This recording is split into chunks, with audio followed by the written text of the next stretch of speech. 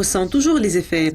Touché par les revenus stagnants en Chine et la pression déflationniste en Europe, le géant suisse Nestlé a enregistré la plus faible croissance des ventes annuelles sur 5 ans. Est-ce un signe des conséquences à venir pour l'économie de la Suisse? Bonjour et bienvenue dans la revue de presse de jeudi. Selon le rapport sur les gains de la plus grande entreprise alimentaire du monde, les revenus ont progressé de 4,5% en 2014, si on exclut les acquisitions, les cessions et les mouvements des devises. Bien que ce soit en ligne avec l'estimation médiane des analystes de Bloomberg, cela marque le rythme le plus lent depuis 2009. La croissance des ventes dans la région de l'Asie-Océanie-Afrique a été de 2,6% par rapport au rythme de 5,6% en 2013.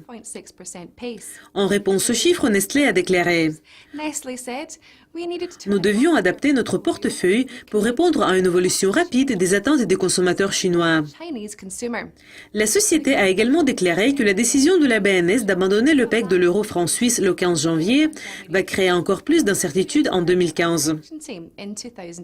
On ne prévoit pas de suppression d'emplois, mais on prévoit que les départements de la R&D seront touchés. Et la société va réfléchir 2 fois avant d'étendre les opérations. La croissance du bénéfice par action de Nestlé en 2015 sera effacée en raison de la flambée du franc suisse par rapport à l'euro, après que les actions de la Banque nationale suisse ont été combinées à la décision de la Banque centrale européenne de se lancer dans son programme d'assouplissement quantitatif. Mise en perspective, selon les analystes, Nestlé fait face à la plus grande exposition au risque de change parmi les entreprises alimentaires et de boissons européennes, comme 98% de ses ventes sont réalisées en dehors de son marché intérieur. Les actions de Nestlé ont chuté de plus de 6% le mois dernier, lorsque le PEG a été abandonné.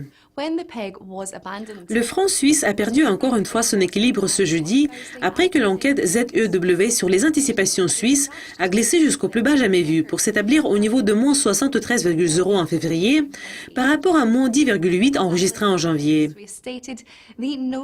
Les analystes du Crédit Suisse ont déclaré « Cette chute, qui est la plus forte baisse mensuelle dans l'histoire de l'indice, montre que les analystes financiers interrogés prévoient une performance beaucoup pire pour l'économie suisse qu'auparavant, après l'abandon du PEG de l'euro franc suisse. » La Banque nationale suisse a suggéré qu'il est actuellement trop tôt pour dire si l'économie suisse va chuter dans les récessions comme une conséquence directe de l'abandon du PEG. Cependant, le chef de la BNS, Thomas Jordan, a déclaré qu'il est prêt à intervenir sur le marché des changes si nécessaire pour contrôler le franc suisse. C'est tout pour aujourd'hui. Louise Macaulay va vous présenter la dernière édition de la semaine demain. Donc, restez à l'écoute. Mais pour le moment, au revoir.